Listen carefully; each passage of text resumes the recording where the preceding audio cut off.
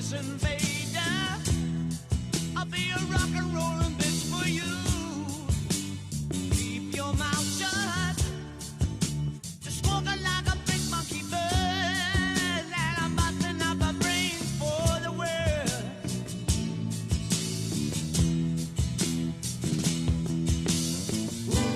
Keep your electric eye on me, babe. Put your ray gun to my head. Press your space close to my love. Freak out in a moon age daydream, oh yeah. Don't fake it, baby. Lay the real thing on me.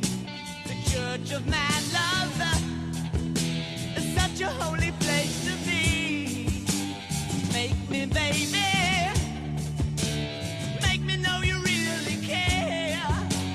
Make me jump into the air.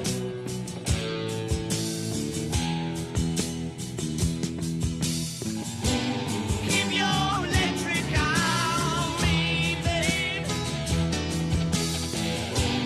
Put your ray gun to my head. Press your space close to my love. Freak out in a moon age daydream, oh yeah. Yeah.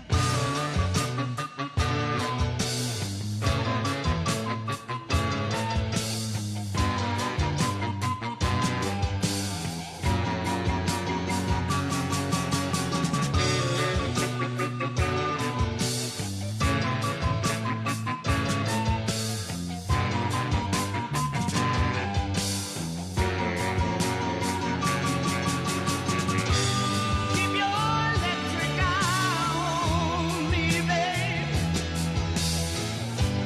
Put your ray gun to my head.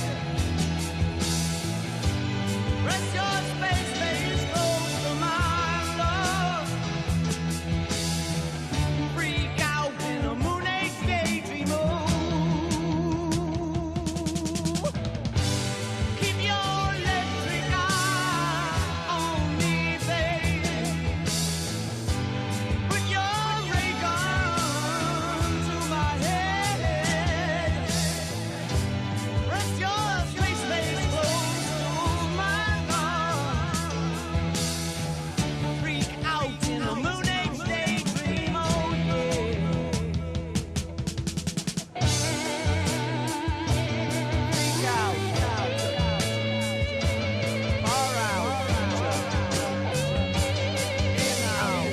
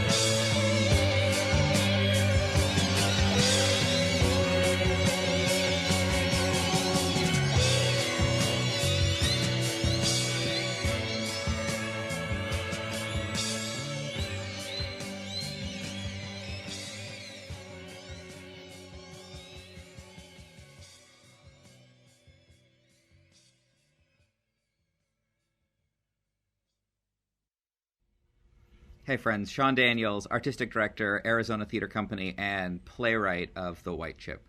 Thank you so much for tuning in to watch this online benefit reading.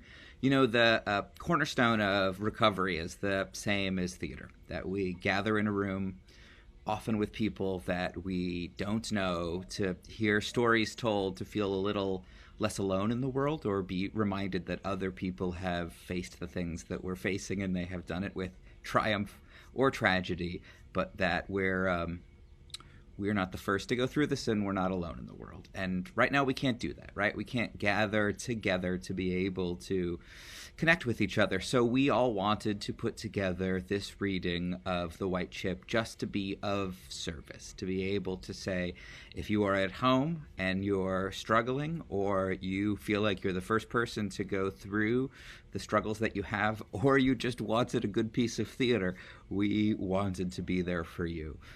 This is a benefit, and all the money will go to the Voices Project, which is a fantastic organization which works to remove the stigma of addiction through storytelling, and Arizona Theater Company, which, as you know, is the theater that I'm the artistic director of, and, you know, an organization that hired an artistic director in long-term recovery, and that is not the usual thing, so to be saluted on that.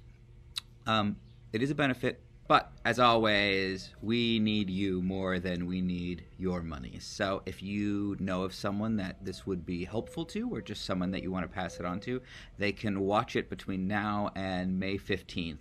You can check out the Arizona Theater Company Facebook page or our YouTube page for links on how to do that. I want to make just a personal thanks to Sheryl, Joe, Finnerty, Genesis, Christy, Lauren, James, Cynthia, Richard, Ito, Tom, and everyone at Arizona Theater Company who made this possible. It was a group effort and a labor of love, and so moving that at a time when it all feels like we're stuck at home, the one thing we know how to do is really to try to tell stories and help people to be reminded of what it means to be alive right now, and every single person donated their time to be able to make that happen. Thank you all so much, and enjoy The White Chip.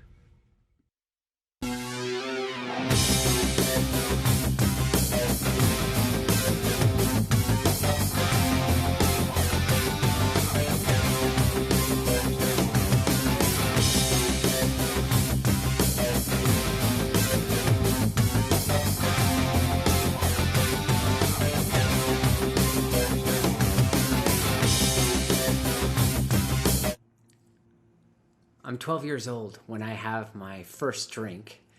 An eventful afternoon in my young Mormon life. Just a few hours earlier, I'd gotten to do what very few Mormon boys get to. I was baptized for the dead. Hey, chances are that very few of you have ever been baptized for the dead, so let us walk you through this. I lived in heaven a long time ago, it is true. The big idea is that we'd all like to be Mormon, but since the vast majority of people existed before 1823, when Mormonism began, Mormons will often baptize their children. On behalf of people who already died. Like a proxy. Mormon heaven has multiple levels. Baptized good Mormons at the top, unbaptized non-Mormons at the bottom. People from above can visit those below, but people from below can never go up. It's essentially founded on the same principles as trickle-down economics. But if you're a lower level inhabitant and then a young boy is baptized for you, yippee! You just won the afterlife sweepstakes. You can ascend. Thanks, friends. Yeah, we gotcha. Uh-huh. After the baptism, to celebrate, my friend Owen and I leave the temple and head to his house. When we realize his parents aren't home, we play the most adult computer game the early 80s has to offer. Do you think the dead people know we're playing this? Dude, don't be stupid. Oh. Hey, Dad's not home. Want a beer? You've had beer, right? You'll be funnier. People will like you more. Hit me. You're awesome! Cool! And with my least cool utterance ever, I take my first sip.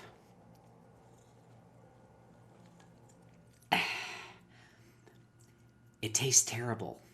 Like metal and water mixed together. It actually hurts to drink. So you take a second gulp. And a third. And a lifetime love affair has begun. I'm a little bit country. I'm We're your typical Mormon family. My grandparents believe in Mormonism 100%. My parents believe in it 75%. My brothers and I are too young to have a real opinion. My mother and I don't get along. Two control freaks in one house. When I left to go to college, supposedly she did a dance in the front yard. Actually, I heard that from her, so it's probably true. Growing up in her house is lots of nights of screaming and crying and lots of... Fuck you. I will give her credit for this. One morning, Mom serves us breakfast and... Leaving the Mormon church. Going back to get my degree. You can all support me or I'm getting a divorce and moving out. Whoa, this is intense. I'm finally taking charge of my own life. I'm not devoting my life to a religion that suppresses women and only rewards the men in it. What about the dead people I got baptized for? Oh, grow up. Now hurry up and eat or you'll be late for school. Dad, did you know about this? Hurry up, Stephen. Listen to your mother. My dad? He's the kind of guy who never raises his voice. His dad yelled a lot, so he never does. He's a softie. I wrote you a poem last night. You ever think of expressing yourself through poetry? See? Almost impossible to live with. He's a big questioner. He wants to know the answer to all things. At church... Brother Bakadal, a moment. I have some questions about places where it seems like the testaments don't line up. Who do I talk to about that? We take these things on faith. Hmm. Okay, I guess me. In the Book of Mormon, God turns people's skin brown because they were evil? How is anyone okay with that? That's not me. You want Brother Biggie, who moved away. My favorite high school pastime, drinking white trash spritzers, Mad Dog 2020 with Sprite, alongside my dorky friends, gives my parents great concern. Do you know what time it is? 2-ish. Have you been drinking? No, just hanging out with friends. Time got away from us. You smell like you've been drinking. No going out next weekend. Great, happy to. Fuck you. They're less than charmed and even seemed worried when my fellow students named me. Most likely to exceed. Come on, Dad, I was proud of them for making the pun. There was a minor car crash that involved alcohol. No one was hurt. Vehicle crushed. We walked away without a scratch. Mom, Mike and I were driving home. Out of nowhere, a dog ran out onto the street and we swerved to save its life. Honest. I don't believe any of that, but I'm glad you're okay. And one unfortunate incident where a friend and I get too drunk at a movie, get thrown out, wander home, get tired, and decide to sleep in a boat we walked by, only to get beat up by the boat owner. And then wrongly arrested for armed robbery. Welcome to the big house, kid. My little boy's been charged with a first-degree felony? How is this possible? Well, luckily all charges are dropped and none of this will go on your permanent record. Wahoo! You know, just teenage angsty stuff. We're sending you to Mormon summer camp. Listen, even if we're not in the church anymore, we just don't know what to do. A reboot camp located on the beautiful campus of Brigham Young University. If you're troublesome, fat, a little, or a lot gay, this is the place where you can turn it all around. The main slogan, Choose the Right, is posted everywhere. As campers, we're forced to visualize awful things until we break down and cry. And then we're told to think about how Jesus could make it better. And we stage a musical at the end. You know, like you do. The vast majority of kids here sent because they're gay, being forced to change that through the power of musical theater. The Lord works in mysterious ways. Let's say that you and your family are trapped in a cave and water starts coming in and you realize that you guys aren't going to make it. What? But you find a little area where one of you can breathe. Only one of you. And you can't take turns. Who in your family gets to live? And how hard will they work for Jesus to make it into heaven to be reunited?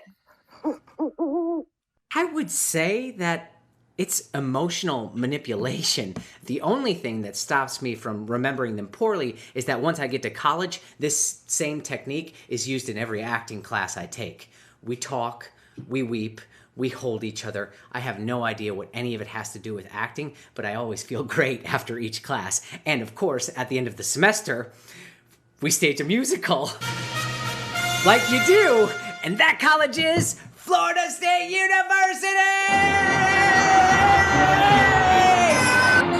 Which, while I'm here, is named the #1 party school in America by U.S. News and World Report. I'd like to think I did my part. We drag couches out into the front lawn and at 8 in the morning do 100 shots of beer in 100 minutes before football games. Sunrise Century Club! We throw toga parties and sing songs only drunk college men who are going home alone can sing. Shh, shh, shh. He's totally passed out. Awesome. Shave off one eyebrow. Yes! Listen, I can't have a drinking problem because if I'm an alcoholic, then everyone around me is too. And that seems statistically improbable. Yes, I have to take basic college algebra twice to pass it, and I don't even dare take a science class, but I am sure in my statistical analysis of my friend's drinking. Hey, Mom, college is good. I have some news, though. Oh, I know. We love you no matter what you are. What? I got arrested for being underage and having an open container. It's not a big deal. I just do some community service, and it's all better. I thought you were calling to say you're gay. I thought finally some good news from you, but no. Surprising. Oh well. George, pile up the hay! Perhaps a missed red flag when I dislocate my pelvis and pinch 3 vertebrae diving off a 3rd-story roof onto, theoretically, a pile of hay. Okay, okay, I got it! Okay, I'm going in! I'm gonna cannonball this! But first! All right! Let's do this! And I boldly leap into the air, grab my knees, and land squarely onto the patio. 3 feet to the left of the hay. Outside of that charming moment and the 6 months of physical therapy that followed, drinking worked for me. Until it didn't. Shockingly, I graduate. So proud. And pleasantly surprised. I have an endless supply of ideas. I'm cursed with the dual gifts of constant inspiration and constant inspiration. So drinking is a way to just slow everything down, to let me breathe a little. Imagine I have a few ideas. We grab some drinks, talk them through. Suddenly, I feel less nervous, you feel more excited, plans are made, and at the end of the night, I have some new ideas that go on napkins for me to discover in my pocket tomorrow morning. It unleashes creativity. Though you don't always understand napkin notes to yourself. I moved to Atlanta. Georgia. Some friends and I start a theater company inspired by my father. We name it Dad's Garage. It's successful, really successful. Don't screw it up. We don't do just run-throughs.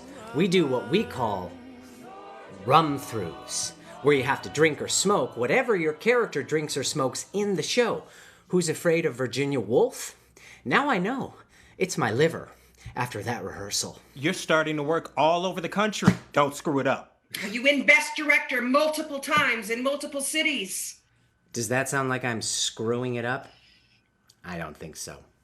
The theater names a bar after me. I'm truly touched. A bar in a theater. These are all my favorite words in one sentence. I spend an evening with mobsters in New York drinking vodka. I not only win at the Kentucky Derby, I get named a Kentucky Colonel. I fall in love at Fenway Park with a redhead I met the night before. You're living your best life, and none of it would be happening if you weren't drinking. Oh, come on, none of it? Case in point, a job I've had my eye on. Working for a theater dedicated to new plays in Kentucky, I trapped the boss there by offering to buy him moderately expensive scotch and then pitch myself over our next 4 drinks, all of which I buy. Yes. Yes? Yes! My work as an artist, sure, it takes a toll on me to live like this, but it's all tied together. Tennessee Williams, Edward Albee, Eugene O'Neill, 2 Pulitzers, 3 Pulitzers, 4 Pulitzers, and a Nobel Prize. All drunks, all the best, all now immortal. I have to be living the truest me to make the fearless and successful work I do. What if living like this is what makes me an artist? What if I'm nothing without it? You want to read a sober Jack Kerouac? Want to hear an adventure from a sober Hunter S. Thompson? I don't think so. The whole truth? It takes me several more drinks to feel comfortable, then a few more to be charming, and then by the time I've had enough to feel confident about my own body, I pass out. Ooh, during sex, a lot. I pass out on girls, next to girls, and one time I just pass out, pull down my pants and pass out while we're kissing. More than once I woke up to a note. You seem tired. While all that's happening or not happening, my dad. I am 28 and he is 56. Son, it's Dad. The doctor thinks he finally knows what's been wrong. It's Parkinson's. When your father gets Parkinson's, you spend a lot of time acting like he didn't. You help him piss and shit. When he apologizes, you act like you just helped him get the remote. And you put it all somewhere inside of you. Stephen, right now he needs you to smile, be strong, and come visit more often. Can you do that for him? I'll be back soon. Before I go home or to my new job in Louisville, I take a cross-country victory lap in a convertible. I'm classy like that. While in California, I run into a tattooed community radio host I met once or twice before. I'm driving sea to shining sea. Wanna go? We party across the US of A, seeing the world's largest ball of twine, the Corn Palace, and the styrofoam Stonehenge, affectionately called Foamhenge, as we pass a sign saying Vegas next stop. I'm ready to be proposed to. If you get married in Vegas, your mother will flip her shit. That's a great point. Welcome! First choice the young couple has to make when they enter the candlelight wedding chapel. Would you like to be married by Fat Elvis or Skinny Elvis? Fat Elvis! When things start out this fast, you guess it may not end all that well. But you don't double down on 11 because you're always going to get 21. You double down on 11 because you might never get 11 again. Blackjack metaphor for the 2 people in the back of the house. I'm so glad the West Wing is good again. Do you want anything from the kitchen? Ooh, will you make me an adult beverage? Oh, Stephen, tonight we're supposed to go through all of our wedding trip pictures. Babe, and I do mean babe. I'm super tired. A drink will pep me up, give me some energy, and then we'll dive into it. Yeah, how about not tonight? Hey, she cares. Maybe too much. Come on, a drink will help. You know what? I'll make it. I'll make it light, promise. How about not tonight? The next week, representing Louisville at a national theater conference. The other breakout sessions have seemed a little dull, so I thought for this one, we should roll in an open bar. Yes! By the next day, attendance has doubled. That night, over drinks, I score several freelance directing jobs. I'm able to be more charming, secure donors, high-level artists, community leaders, you name it. It's joyful, and I would be lying if I said my reputation as a big drinker doesn't help me. I think. Probably. While all that was true, this is happening at the same time and is equally as true. The setup, working in the state that gave us bourbon. Fun fact. Kentucky was the one state in the Civil War to not take sides, so it could sell bourbon to both. Continue. Thank you. The setup, working in the state that gave us bourbon. Visiting my wife in California. She didn't want to live with me. She just wanted to get married. And visiting my ailing father in Florida. Hey, buddy. Bit of wisdom. Wouldn't a drink in this nondescript airport lounge help to take the edge off arriving to see your upset wife / ailing father / work you're not at enough? The real answer? Yes.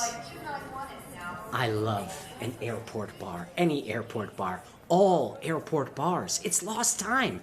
And my favorite bartender? Easy one. If there's ever anyone on the planet you will never disappoint, it's the airport bartender. See you next week. Over a holiday weekend, as Mom pours her vodka neat, which is a fancy way of saying it's a holiday in our home, any holiday, all holidays, so we're drinking straight vodka. Mom, I know you two didn't really hit it off, but keep an open mind about this. We're going to keep 2 apartments. I'll be in Kentucky. She'll be in her place in California. That way we can both keep our jobs, and we'll have a bi-coastal marriage, if you consider the Ohio River a coast. Really? That's not going to work. Your life is just bananas. Jeez, thanks for your support. Fuck you.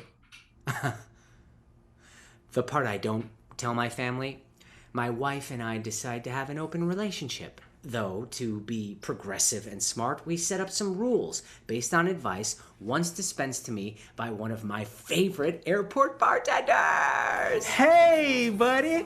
In case you want to have your own open relationship, just 1, do not date people, just one-night stands. 2, if given advance notice, either of you can veto any person at any time, no question. 3, no spooning. 4, do not sleep with people from work. Big no-no. That's it. Follow these tips and you should be fine. As Dad gets sicker, so do I.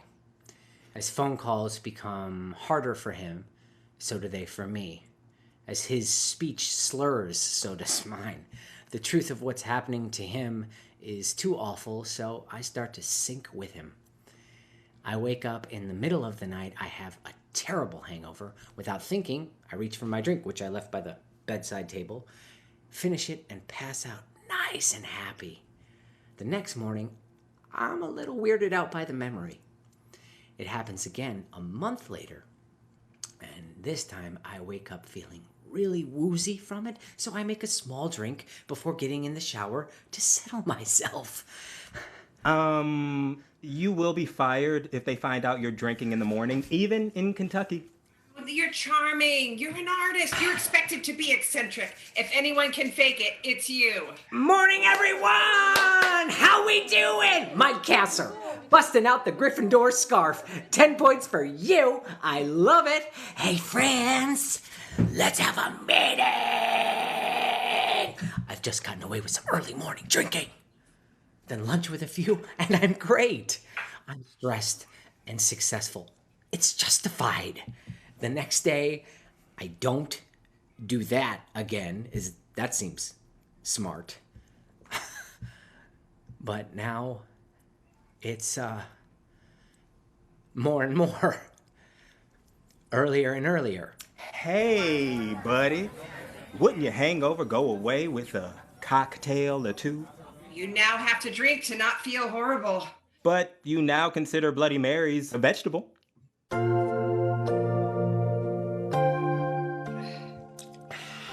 Hey, what you doing? This is Sarah, a girl I'm dating. From work. It's 4 in the GD morning. And I can't sleep, so I'm just gonna have a drink and then I will be tired enough. Oh, Pumpkin, I gotta give it to you. You're hardcore. You know what? Give me one too. Tuesday, 4 a.m. party in the kitchen. Let's do a bump. Oh, no. Pumpkin, come on. I don't put shit up my nose. It's not smart. Judge me, you asshole. Oh, no, but I will make you tiki drinks and fake coconuts for our Tuesday 4 a.m. party in the kitchen. 4 cherries. 4? What a mess. I know you're probably wondering, how can you day drink without people knowing? It does take some organization and creativity. Drink vodka. It's the one liquor that doesn't smell, except you do end up smelling a little like vodka. Ready? Buckle up, Buttercup. You have a long day ahead of you. Start off your day with Gatorade and vodka so you can get rid of your hangover while hydrating. Mix Diet Coke / vodka bottles for the day. A bonus, Diet Coke has caffeine. Head to work. Don't worry, no one's looking for drunk drivers in the morning. Once you're there, hiding places are key. Oh, everyone looks in drawers and book bags when you seem tired, so be creative, like tanks of toilets. Organize meetings between 10 and 1. All lunch meetings away from the office. Phone is better than in person. Email is better than the phone. Text is better than email. GIFs are the best. Ooh, and you'll need a nap at some point. Toilet stalls are great. People look for feet and then generally leave. 5 o'clock, happy hour. Encourage everyone to go. On your way home, stop by the liquor store to prep for the next day. Alternate liquor stores is not to be judged by the teenagers that work there. When you get home, whatever empty bottles you have, wrap a newspaper before putting in the trash so they don't clink as people take them away. Now you can pass out listening to Tom Waits. Silver bell. Come Christmas, I can't make it to visit anyone. Our last family trip ended with my mom and I fighting after I picked a restaurant that didn't serve hard liquor. I was disappointed too, but I had to stick to my guns when she got upset first. Why did you pick a place that isn't nice, where we can't enjoy ourselves? Why'd you ask me to pick a place if you just wanted to pick a place? Fuck you! Honestly, if my dad wasn't sick, I'd probably just take several years off from all of them. Sorry, Dad, I can't make it home this year. What kind of a job makes you work on Christmas Day? Dad, things are going really good. Could be great. I may have a show on Broadway soon. Oh. It was you who first took me to Broadway. Well, that's all great, but can you just fly in for the day? Honestly, I looked and I wouldn't even be able to make any of the flights. You taught us to be successful. I'll look at the spring calendar and we can chat with Mom then. And next year, for Christmas, consider it a done deal. I'm sorry to hear you're not coming. We'll miss you. I go back to my apartment, home alone for Christmas Eve. Mom calls, but I don't answer. Not the person I want to talk to when I need to be focusing on getting ahead. Later, I call her. Your mother is feeling ill and is in the bedroom. I'll tell her you said Merry Christmas. And call us again, but give it a few days, okay? Perhaps it's for the best to have a family-free holiday and focus on the future. I do get myself a stocking and hang it by the chimney with care. Yes, I fill it with booze. The good stuff. It's Christmas, after all. This used to be your favorite family holiday. Now you spend it alone. Christmas bonus, you have a very shiny nose. Back at work. Waltzing. Hey there, hey. Hey, morning. Real quick, what did you think of that play, the commercial one? The nun thing with machine guns? It's a small cast musical. Well, apparently it did well in Cincinnati. Hey, you excited for the state fair this weekend? Your idea to take our casting of your show there. Congrats. You're really putting your stamp on this place. You have and can continue to have a bright future here. Yeah, it's gonna work out. Cincinnati, chili dogs. I mean, come on. Who doesn't love chili dogs? Yeah. Chili dogs. Okay.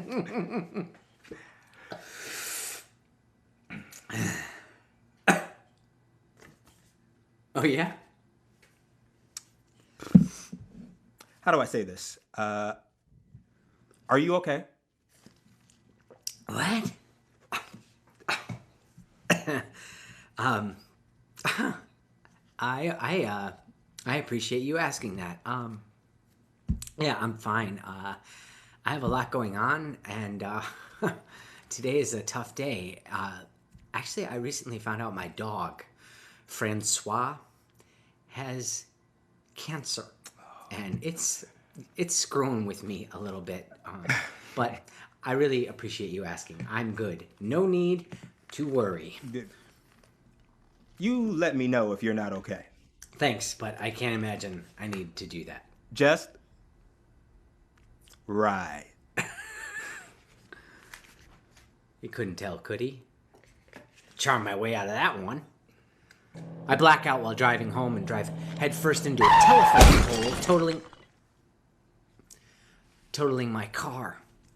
A few inches to the left is a glass window and another car. A few inches to the right is a brick wall. My lucky telephone pole. You're .18, twice the legal limit. That's aggravated DUI. Wow. Funny. You don't seem that drunk. This will be tougher to charm my way out of. You destroy your car and almost die. Or I didn't seem that drunk. Early the next morning, I'm supposed to judge that local children's talent competition at the state fair. The theater where I work has a board member who's friends with the DA, so I'm released in time to hop into a cab. Rough night, but he wants me to take you home. No thanks. State fair, please. And head straight to the competition.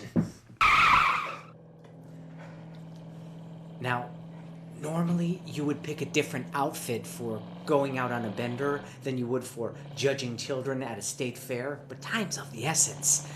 The bruise forming across my chest and waist is equally troublesome. Oh yes, the seatbelt is appearing in black and blue.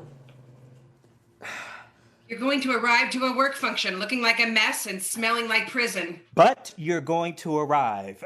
You actually may pull this one off straight from jail to save the day. Your work ethic is amazing. So here it goes.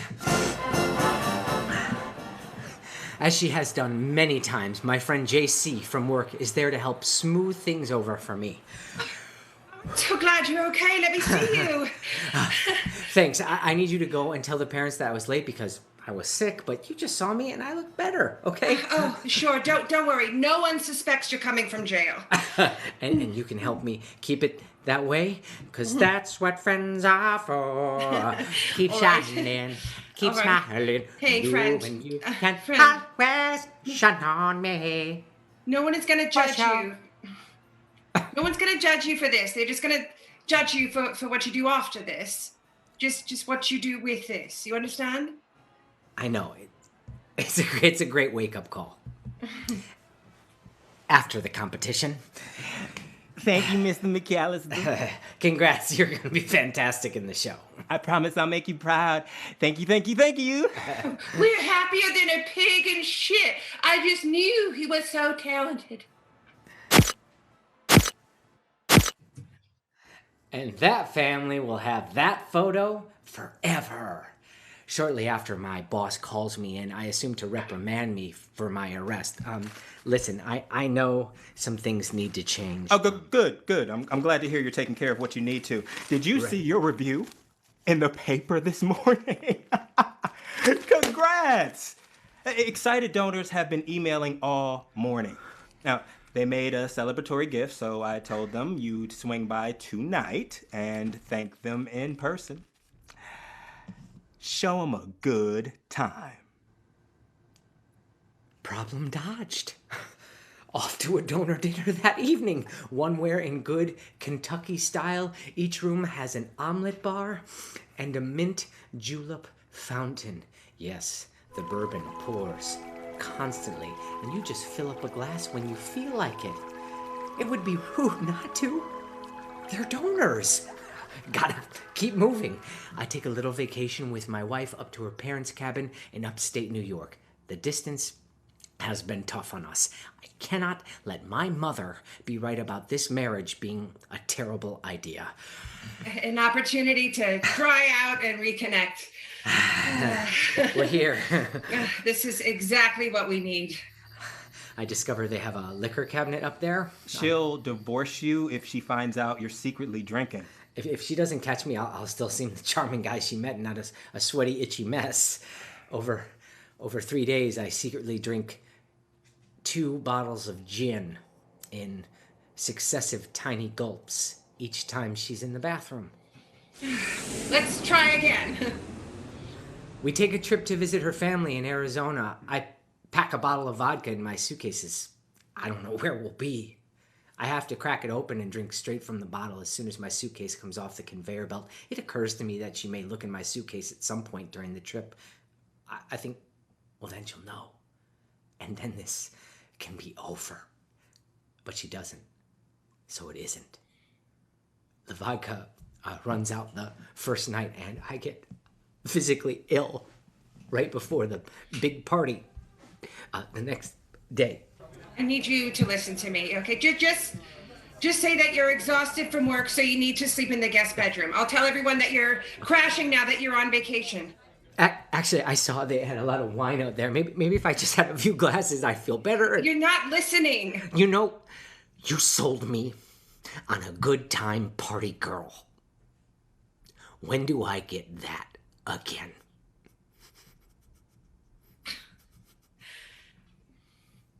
All of my family is here.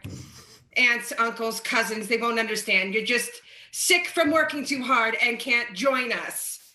Okay? I'm just sick from working too hard and can't join you. Okay. She knows. Not the whole story. I still got that under control. I'm in New York casting my next show. I'm so dehydrated. My heart's racing. It's pounding. What if I had a heart attack right here? Then I could take a break. Wouldn't that be nice? I gulped down 3 martinis on our lunch break and... There we go.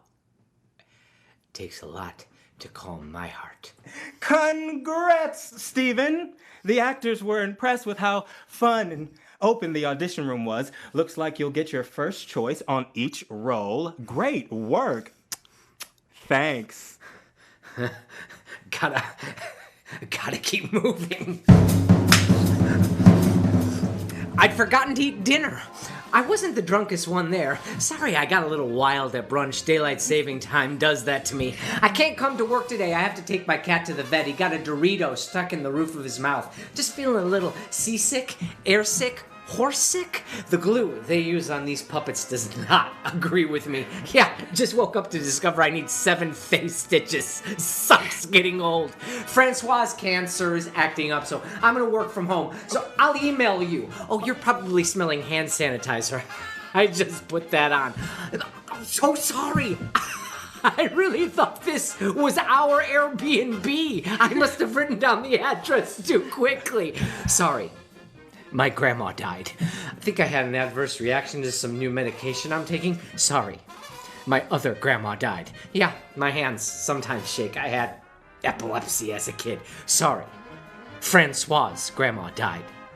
My mom starts calling a lot. Coming harder and harder to take care of your father.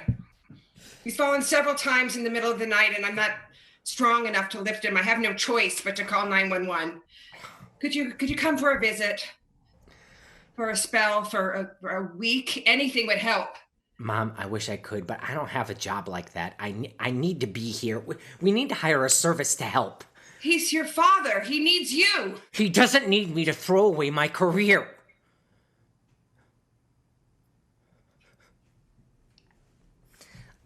Let me look at my calendar and see what I can do. I'm able to make it home for a few days.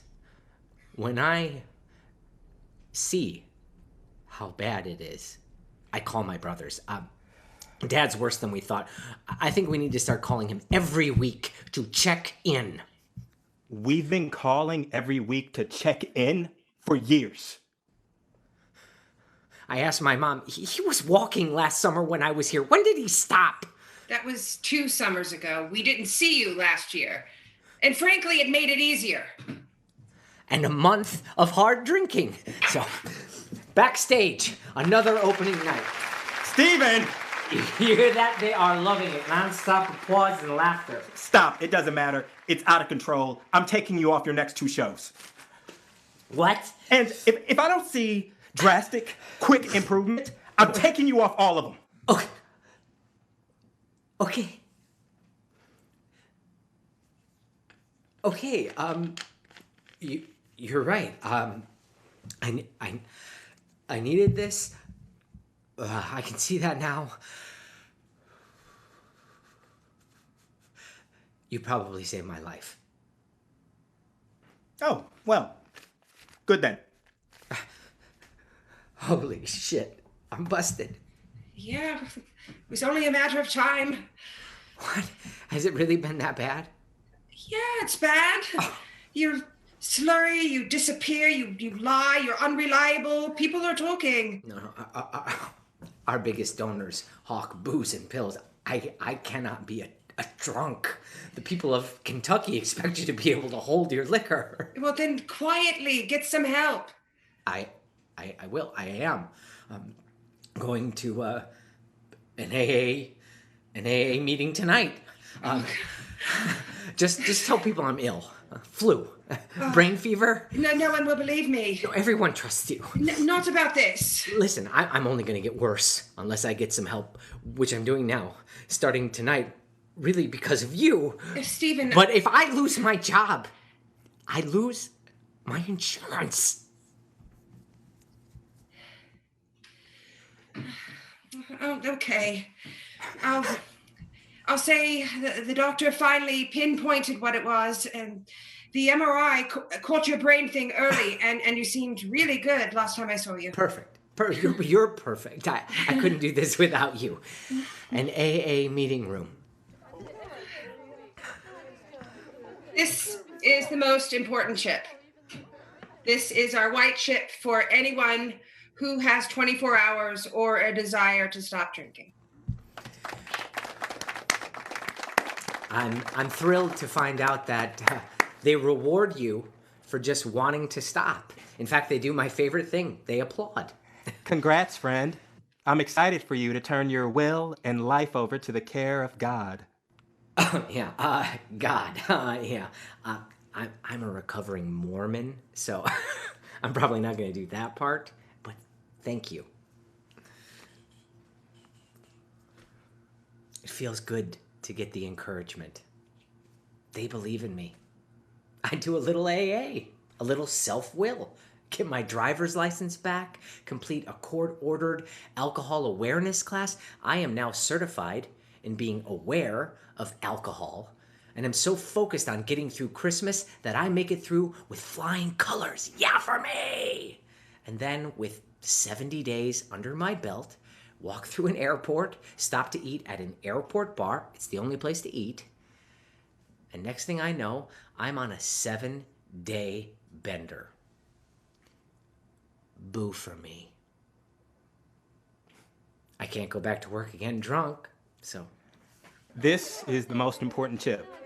This is our white chip for anyone who has 24 hours or a desire to stop drinking. I feel a bit ashamed to be doing this again. Everyone seems so sincere in their excitement for me to stop, which I totally do. I white knuckle my way through my next show, get my first good review in the New York Times. Does that sound like I am screwing it up? I do not think so. Congrats! This review is really something you can hang your hat on. And it's perfectly timed, as I am leaving. Been hired away. And I believe their plan is to promote you to my job on an interim basis. See if you can handle it. In fact, I'm going to be on the search committee, so I'll be back for the interviews. I know you can do this. Very proud of you. Oh, and also, that time. Oh, that tough time that I got through, I will always have you to thank for that. I couldn't have done it without you. Great. Way to man up about it. Woo!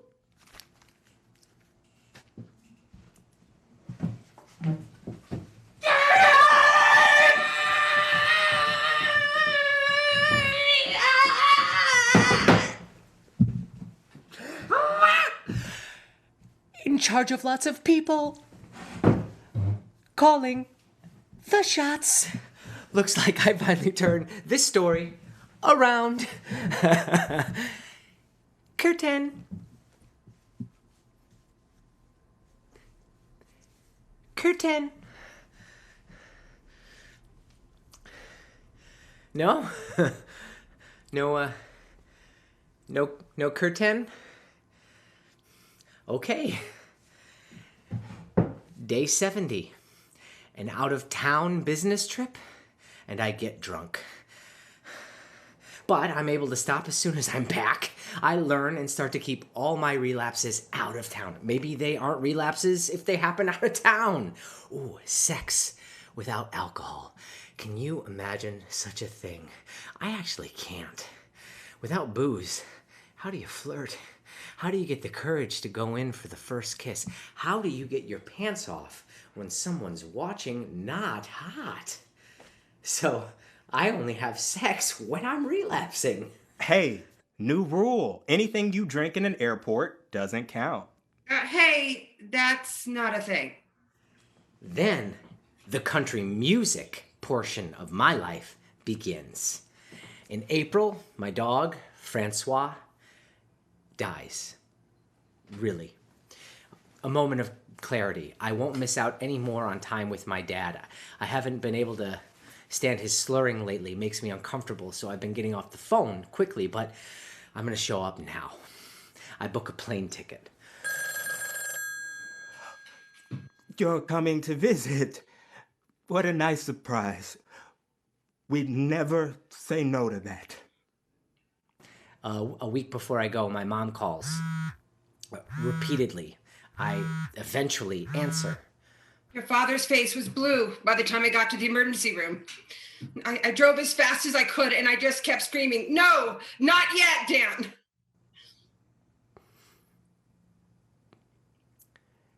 Three days later, as a family, we take him off life support. In an attempt to be helpful, I asked the orderly what they'll do as he wanted to be an organ donor.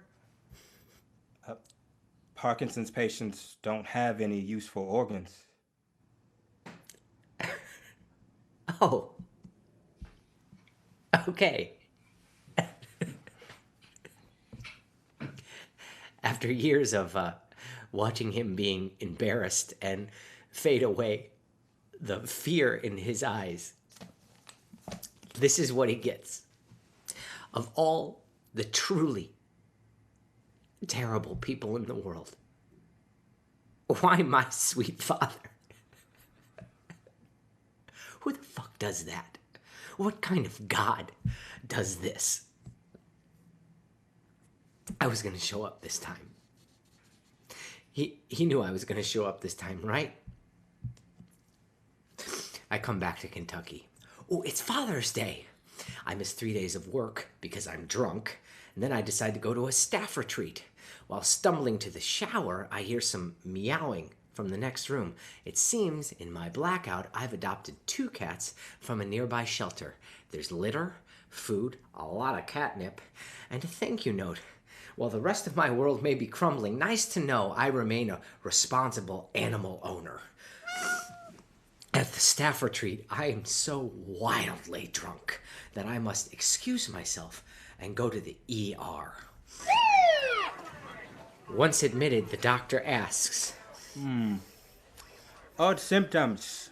Have you been drinking? What an odd question. No. Look at your blood report.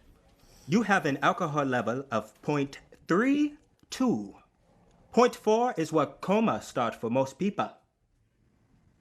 I'm still in the 0.3s. As JC drives me home from the hospital. I cleaned your entire house so you can start fresh. That's amazing. Thank you.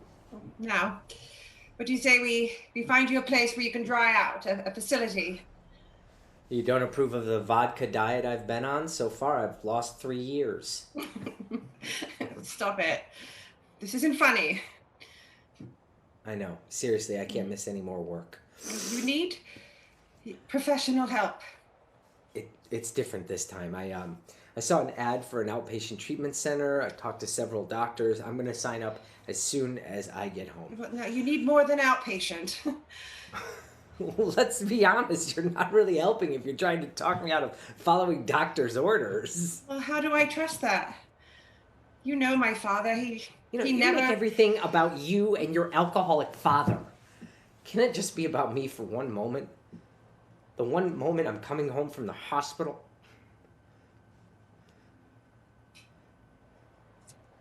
Sorry. Let's get you home. I never sign up for any of that. This is the most important chip. This is our white chip for anyone who has 24 hours or a desire to stop drinking. Hospitalization is something new.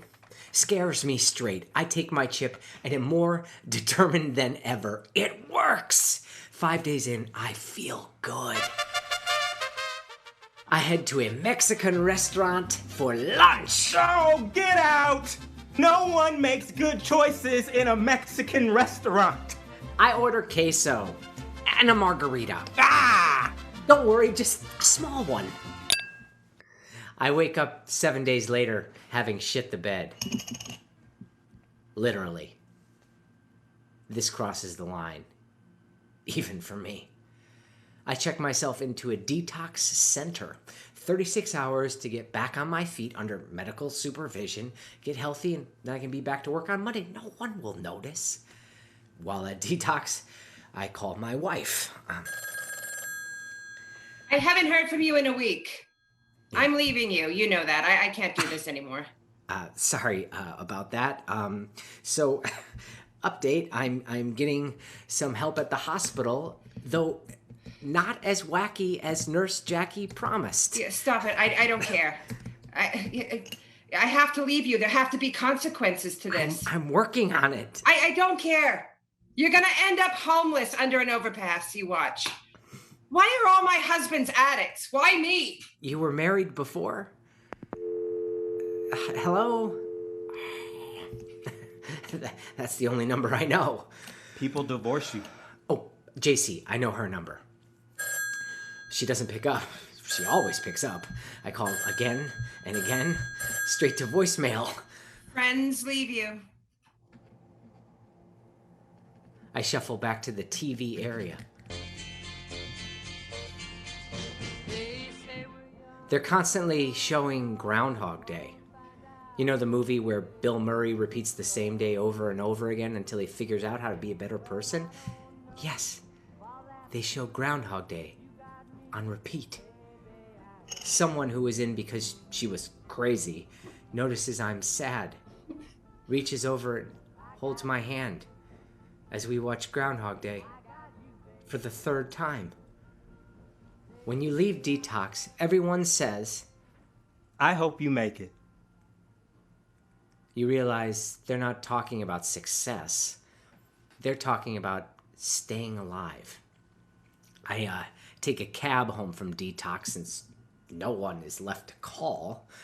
I am Facebook divorced by the time I get there. I go straight to an AA meeting, but I don't really speak while there. This is the most important chip.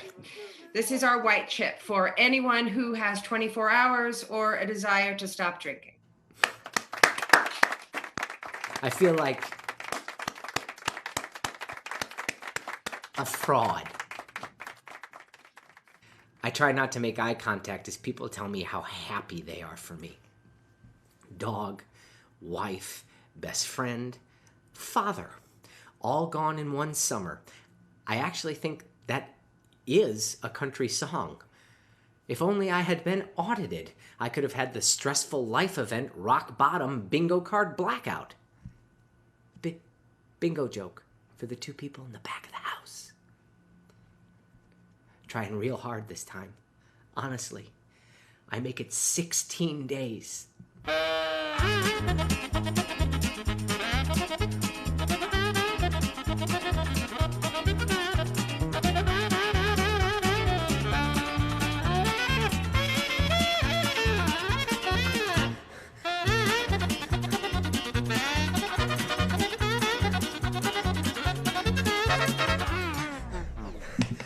Right before the interview with the board to keep my promotion on a permanent basis.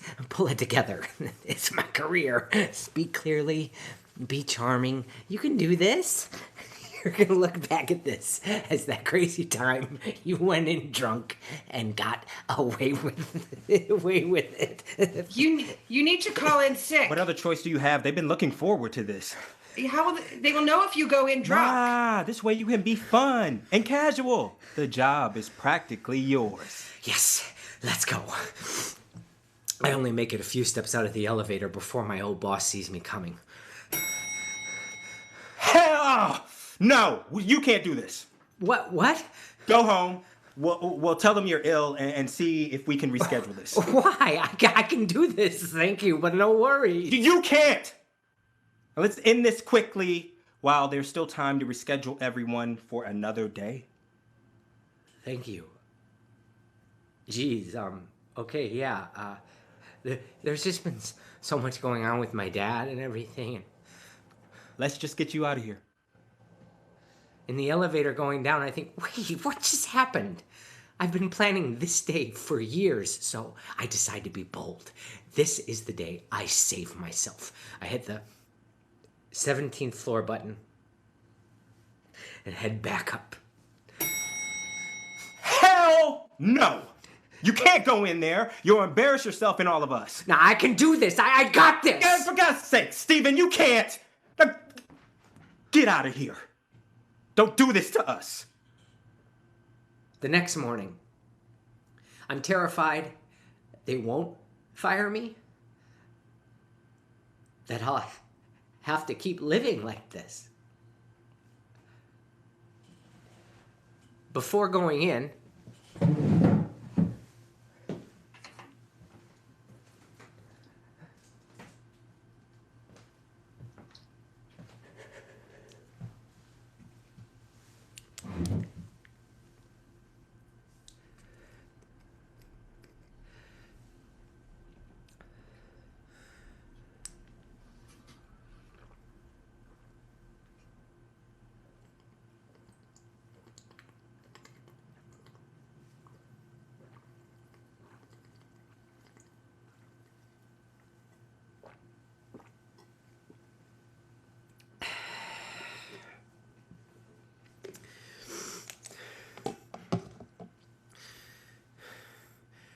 just enough to be normal.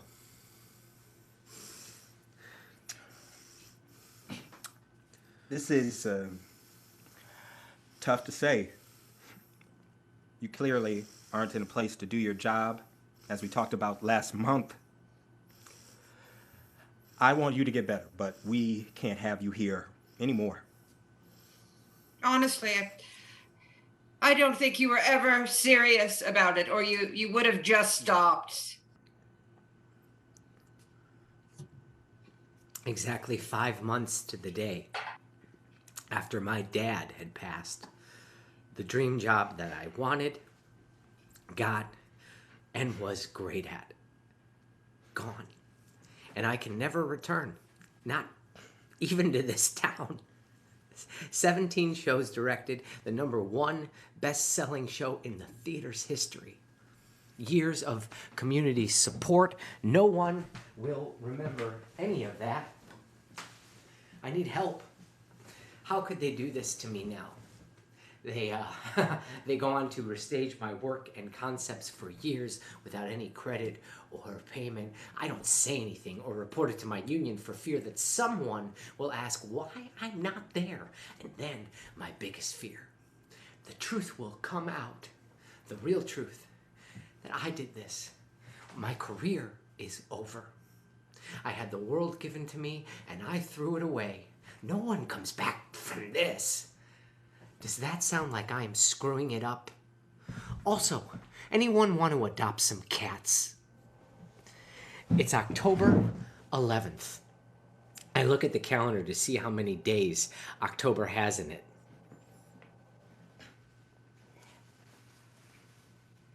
So many. There's no way I live through this month. It just has too many days. One thing left. One noble thing left on my to-do list. Growing up, my father had always said, When I die, I want my ashes spread on the 18th hole of Columbia Country Club. I grew up there. My dad taught me to play golf there, so I want part of me to be there forever. who am I to say no, even if it is illegal? Columbia Country Club! My friend Brian and I meet up in the morning. We hit the nearby thrift store, purchasing the preppiest clothes they have. We have a few breakfast drinks for courage and head out. When we arrive, we go into the clubhouse and act casual and upper class, pretending to talk about our stocks and dividends. Bitcoin. I learned that in golf, they call the bar the 19th hole since everyone goes there afterwards. Have I been a golfer my whole life and not known it? Then we acquire ourselves a golf cart. Beauty is, most everyone leaves the keys in them. We drive. Okay, here's the plan. I'll leave the cart running and hide behind this tree and ball washer. You go over there, dump it, and run back to the cart. Okay, we can do this. So say we all. So say we all. I sneak out there. I wait for the group of four to play through. And just as they're walking away, Do it! I run to dump the urn. But it's really windy, so when I open it, the ashes shoot out and go everywhere. But I get it all on the green. And in the tree next to the green. Run! The cart glides away as soon as I'm in. We ditch the cart in the parking lot, looking for the next bar to celebrate our triumphant caper. For a brief moment, it feels righteous, like it has purpose. Where to next? Next round is on me. Yeah, my friend, duty is done. I'm gonna need to step away for a bit. Oh, you of all people. Yeah, I do. Sorry, I don't know how to help anymore. What? What?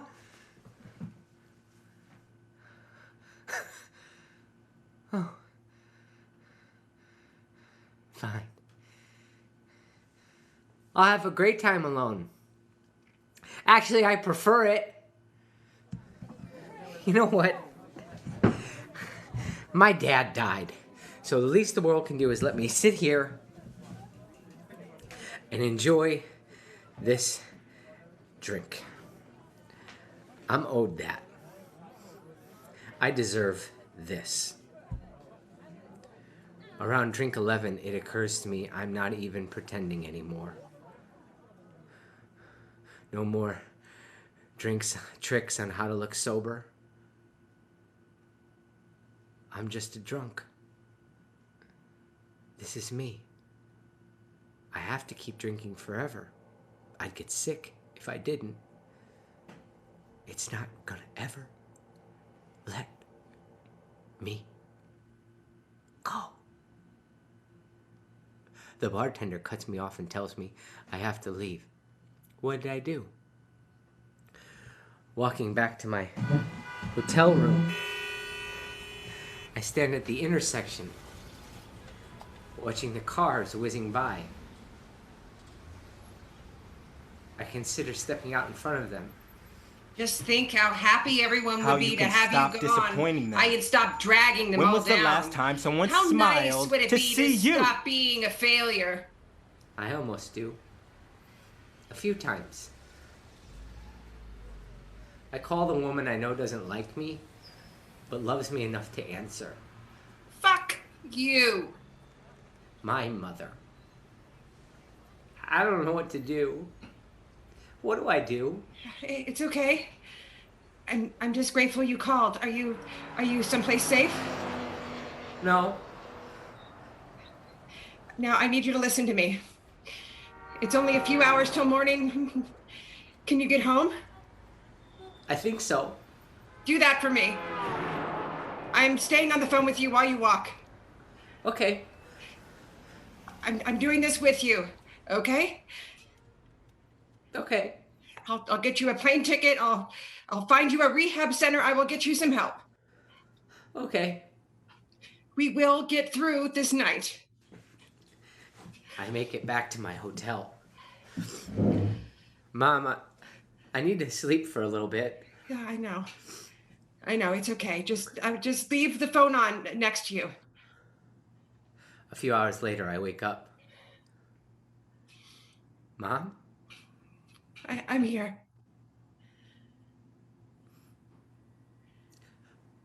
I'm sorry. I'm such a mess. It's okay. It's okay. Be honest with me. Do you have alcohol in the room?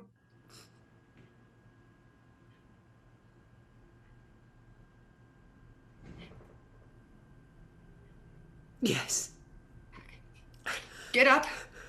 Walk out that front door right now and get in a cab to the airport. It doesn't matter what you leave behind now. You walk out that door for me. Steve and Michael McAllister, hear me. I love you. Okay. And I do. I go straight to a rehab facility in Florida. From my room, you can see the ocean, the sunset, and the awkwardly placed Hooters that sits on the beach. Florida, never great at voting. Always great at irony. Week 1. You get great haircuts in rehab, as the entire hair community seems to be here. So not only do you feel better each day, but your hair feels better. And that's a lot. My counselor, a real tough recovering cocaine addict, former Air Force officer turned preacher, and addiction specialist named Britt. You're going to quit drinking one of 3 ways. You can quit here, you can go to jail, or you can die. Your choice. It's like the Fame opening for addicts. You know, Jesus saves me. He's my higher power. What's yours? Pick something. Are you saying it can be anything as you think eventually I'll pick Jesus? I can't really imagine it can be anything if almost everyone picks him.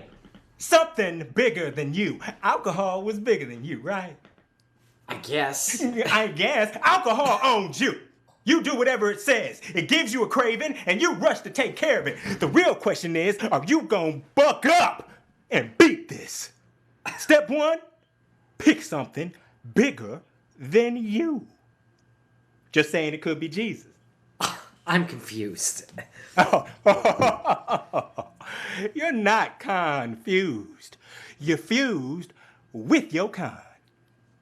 This is crazy talk. So I can just say no to Jesus now, but if I don't eventually come around to him, I'm screwed? Oh my. I'm gonna pray for you. Week 2. You're just beginning to understand how much it owns you. Now, I'm beginning to understand that everyone else in here is having a daily spiritual epiphany, and I'm just trying to figure out what happened like a rational, smart person. Oh, you think you're smart.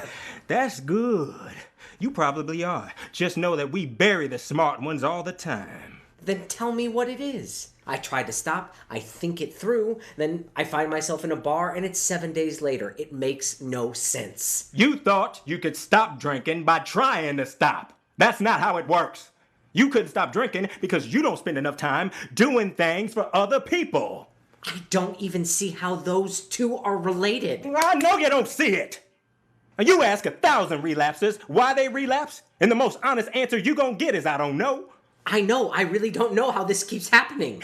The point is, more will be revealed. Okay, and will that be soon? You have to take it one day at a time. Well, at least that doesn't involve other people.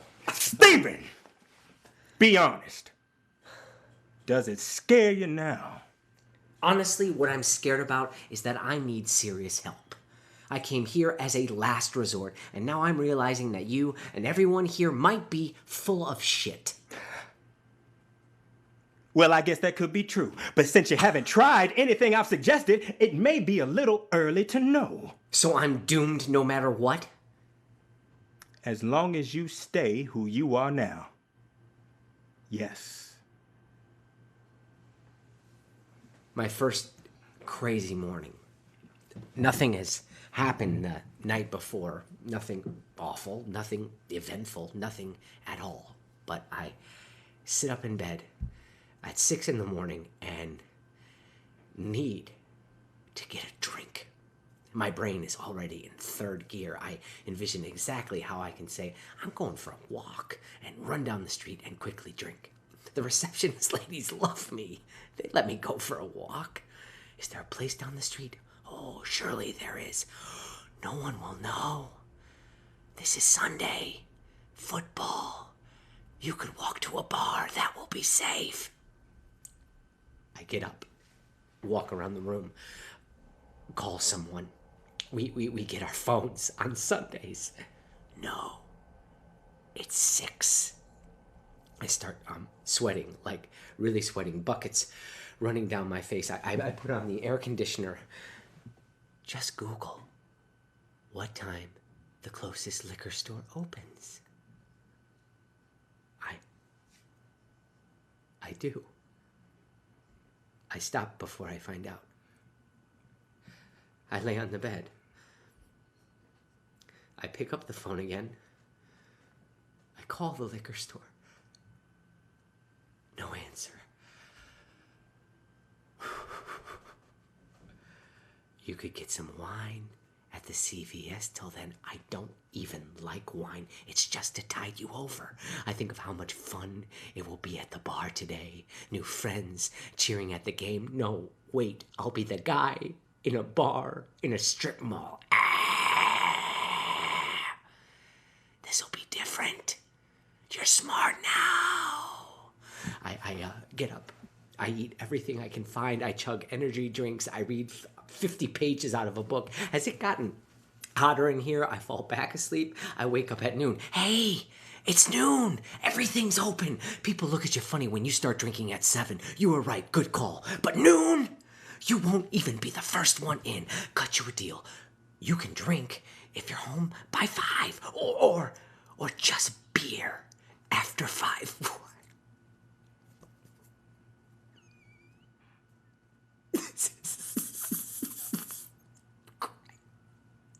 This is crazy.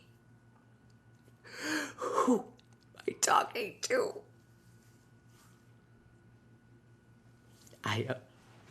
Has the air been on the whole time? The bed is covered in sweat. I shower. I drink all the Gatorade in my tiny room. I decide to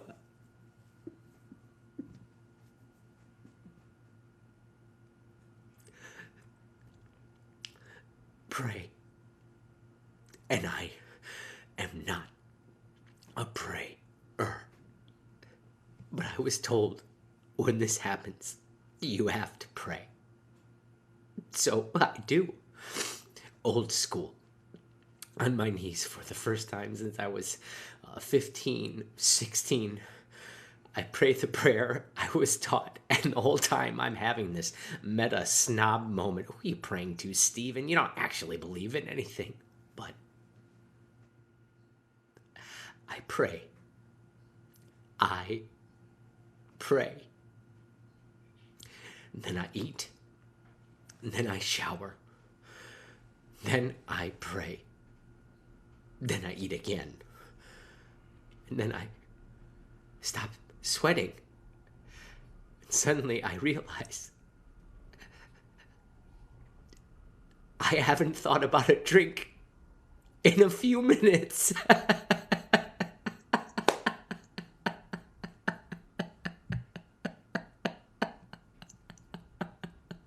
And then I realize 10 minutes has passed.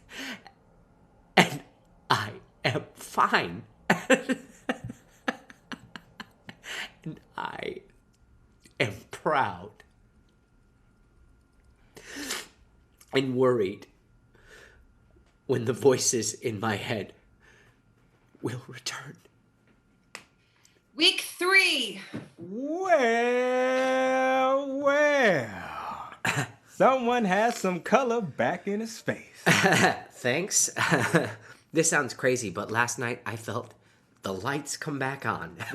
like a human being again. Well, you know how much crazy you said since you got here? That may be the least crazy thing you said yet. This morning, the coffee tasted good. And we both know it's not good coffee. Oh, the Lord, who you may or may not believe in, works in mysterious ways. I even noticed the colors in the trees this morning. I know that sounds like I'm high or at Walden Pond. How long have I been looking at the ground to avoid people seeing I'm drunk? Oh, I'm gonna guess your whole life.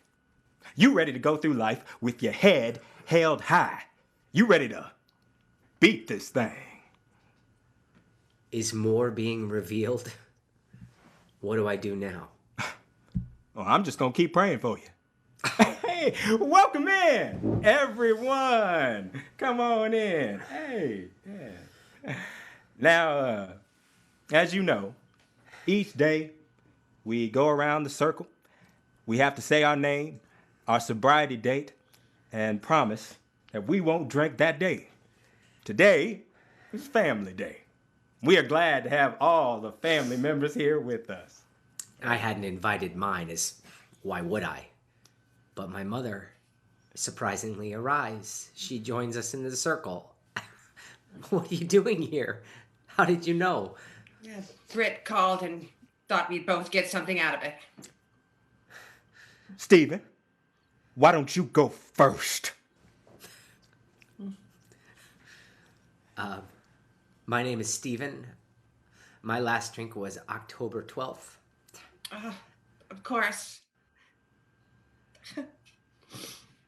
That makes so much sense. What? October 12th. That's my day as well. You have a sobriety date? Well, we haven't talked much lately, but a year ago I had to. I had no idea. Well, if you make it this time, October 12th will be our day. The final week. You know, my friend JC, I'm 3 weeks sober. So I called to tell her the good news, talk about the new me. But no, she won't take my calls, won't return my texts. Your friends didn't leave. You sent them away. You didn't lose things. You gave them away. That doesn't make any sense. But I'm sure I will come to look back at this and laugh at how much sense it makes. Well, seems like this might be a good moment for us to pray. Jesus, literally. I can't. I don't pray. It worked for you last week. Once. It was a one-time thing, not some kind of gateway prayer where I need to start doing it more and more. Why did I even tell you? Oh, it's gotta hurt to hold on so tightly to that fear. I misspell something in a text or I sound a little tired on the phone and people start to freak out. I know they have no reason to trust me, but how long do I give it until that seems annoying? They get 2 years from your last drink to ask you whatever they want, whenever they want. After 2 years, you can give them a, hey, statute of limitations. But not a moment before. Oh, your God thing's just a problem with authority. No, I just can't surrender and let Jesus take the wheel. That's not me not wanting to change. That's me wanting to be honest with you. Oh, thank you. You are a pillar of honesty in this facility. Look, I only have 4 days left, and if this doesn't fix me, I'm screwed. You and I both know I walk out like this, I am not going to make it. Oh, that's it. I thought it may come to this. You just gonna have to get sober with the Jews.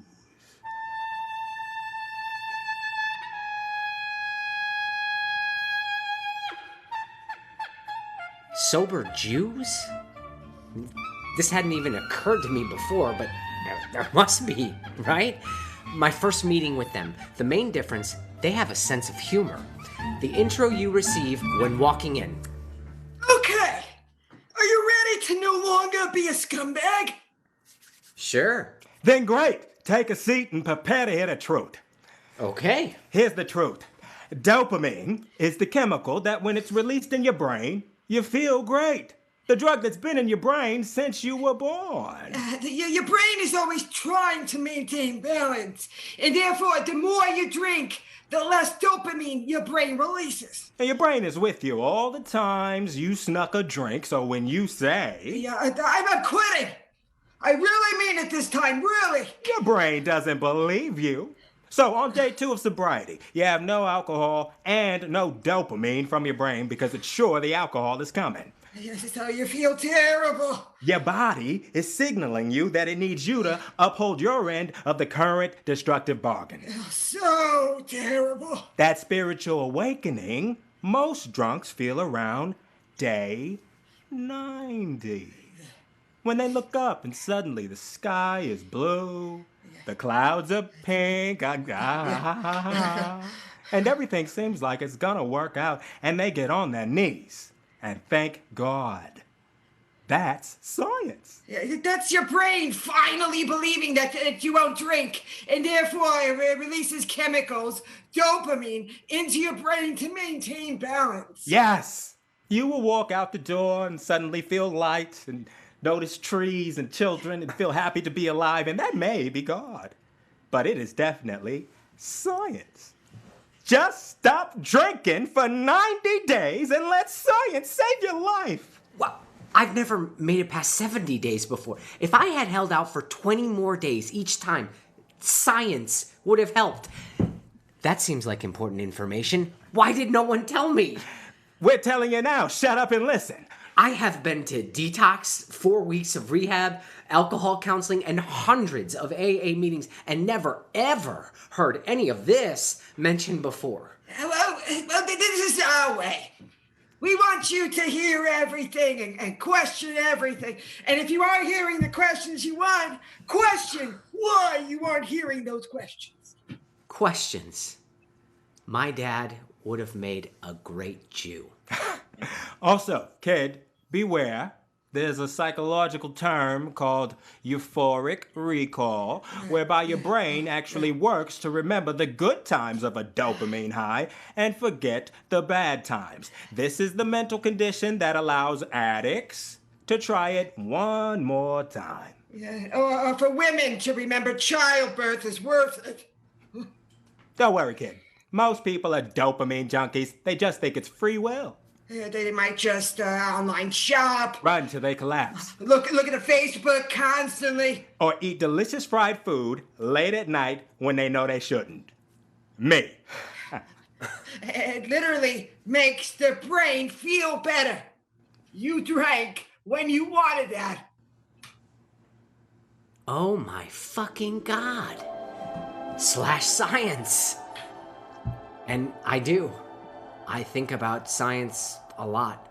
One day at a time, sometimes an hour or a minute at a time. And I make it to day 71. And when in trouble, I think about science some more and try to picture what's happening in my brain. And I make it to 72. And then 73. I'm at a friend's holiday party. I'm alone in the kitchen. I make a drink. And I call Britt. And he talks me through pouring it out. Praise Jesus! Fine, it's Christmas Eve. I'll give you this one. Day 74. I make it through Christmas. I get stressed that day, so I call the Jews repeatedly. Lucky for me, all of them are free. Then it's suddenly day 77. And then it's 80. And day 89. And I kind of want to go off the deep end because wouldn't that be self-destructive? But I don't. And then day 90. Day 100.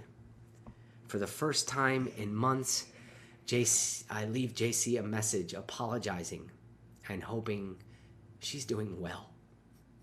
Day 186, something else chemical changes inside and I stop sweating through the sheets at night. Day 200. Day 365. JC starts taking my calls again. Day 500. Day 730, 365 times 2. Hey, relax. Statute of limitations. Then day 1095, 365 times 3. Day 1172, I hear from an old lover I had reached out to let her know about the new me. I'm glad you're sober and happy now. I truly am, but I don't think we can ever be friends again. I hope you can understand. Oh, okay.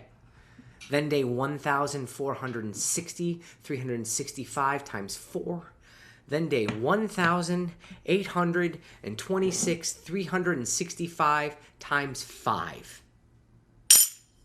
With a leap year in there. As I have urges, I acknowledge I'm having a chemical craving and it goes away. Or I go get some mint chip ice cream and it goes away. Because my brain gets a reward either way. There's just typically less jail time assigned when you have too much ice cream. People ask me, why did it stick that time? It was the first time that it was chemistry and science and not shame and weakness. I believed in something larger than myself. My higher power is science. It's my faith in science that keeps me sober.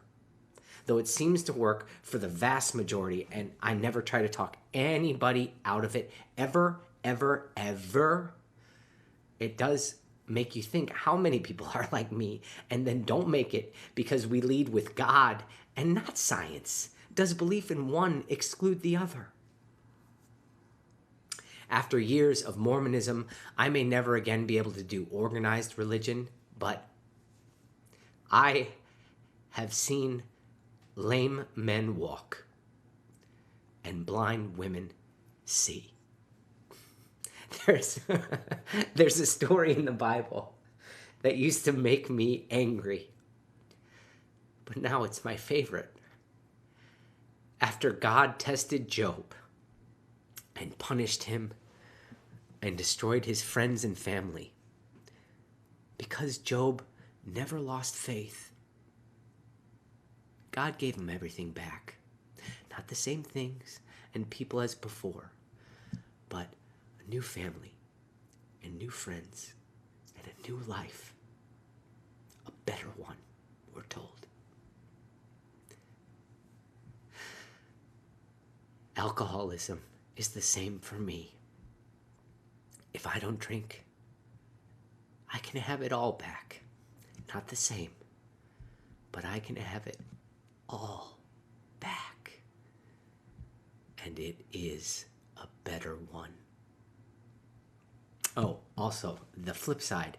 When your body stops making dopamine altogether, that's called Parkinson's. Can't make this stuff up. Day 1907, New Orleans, the airport bar. It's the only place to eat. I just had a huge blowout with my fiancé. Oh, I'm getting married this June, thank you very much, to someone I actually went on a few dates with. See, I learned. And then it happens. I realize I have been drunk before in this airport bar. During the fun drunk days, then the voices come. No one would know. You Just don't have stop when the any plane more lands. calls you have to make today. You know when to stop. You're smart Can't you just about be a it. normal person now? Voices I haven't heard in years. I start to get sweaty. I get a little dizzy. Aren't you tired of being an How much alcoholic? fun everyone is having. Just You have used to one. Be like Then that. stop, like Stop everyone lying else. to yourself. You're a drinker. Hey, buddy. You okay? Want a drink? Vodka and Diet Coke in a to-go bottle so no one will know? I call one of the Jews. You know, one time, a guy walked up to me on the beach and said, Cocaine? and I instantly, without thinking, said, pure. And then I stopped, yelled at myself, how dare you, brain? How dare you? Laughed, ran back inside, and told on myself to everyone I knew. Happens to all of us. So, just stay vigilant. Well, this was near the beginning. No. This was like 3 months ago in the middle of year 12.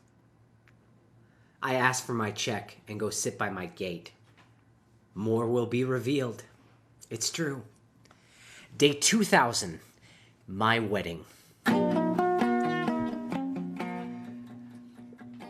Being sober at your own wedding is like your most awkward day if on that day everyone was constantly looking at you and you're on fire. I'm getting married to a woman who is perfect for me. I love you. I love you more. She is generous, kind, wants to make the world better, all qualities that confuse me. The first person I called when I got engaged, the person I knew had to speak at my wedding. Fuck you. You remember my mother? When I had left rehab, I had stayed with her, attended meetings with her, drank coffee with her. We watched every episode of Friday Night Lights together, and we stayed sober together. She finished college, got her master's in social work, and I cheered loudly at her graduation. Clear eyes, full hearts, can't lose. When it's not always raining, there'll be days. How you holding up? I stayed sober through my wedding, but we were Mormon, so we didn't have a choice. How did you make it through Dad's funeral without drinking? This is nothing compared to that. All I know is each day I say I didn't drink today, and that ties the record. And now whenever I get an itch or I watch everyone drinking champagne, like right over there, I think, well, then you wouldn't have the same sobriety date as Stephen. October 12th. My mom. My favorite thing I gained by losing everything. I think it all would make my father incredibly happy, as would his granddaughter, who looks like him when we comb her hair after a bath. Worth noting about my father, now my sweat smells like his. Whenever I sweat, I smell him and feel like he's close. As the Jews would say, maybe that's God, but it's definitely science. Wow. We did it. Aren't we cool?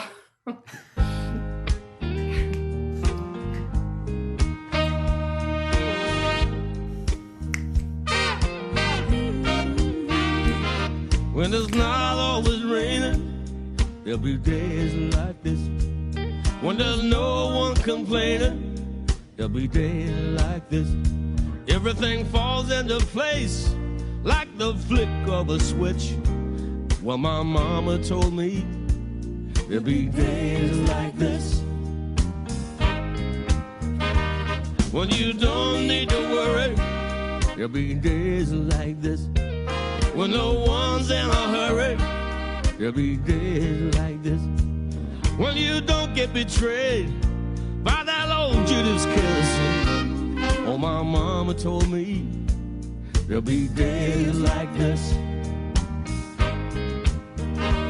When you don't need an answer, there'll be days like this. When you don't need a chance, there'll be days like this. When all the parts of the puzzle start to look like they fit, then I must remember there'll be days like this.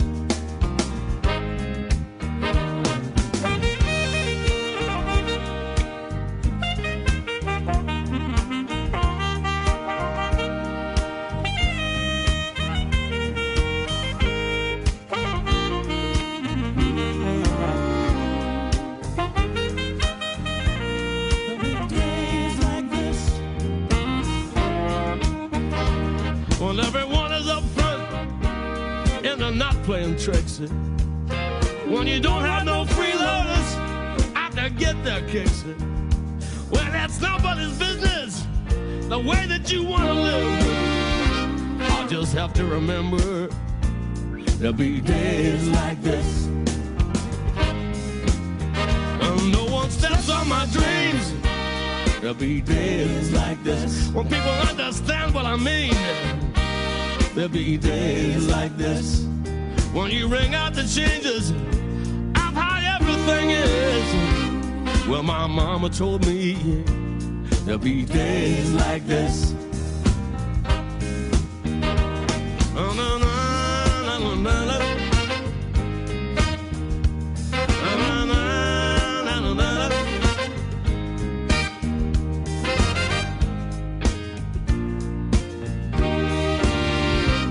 Oh, my mama told me there'll be days like this. Oh, my mama told me there'll be days like this.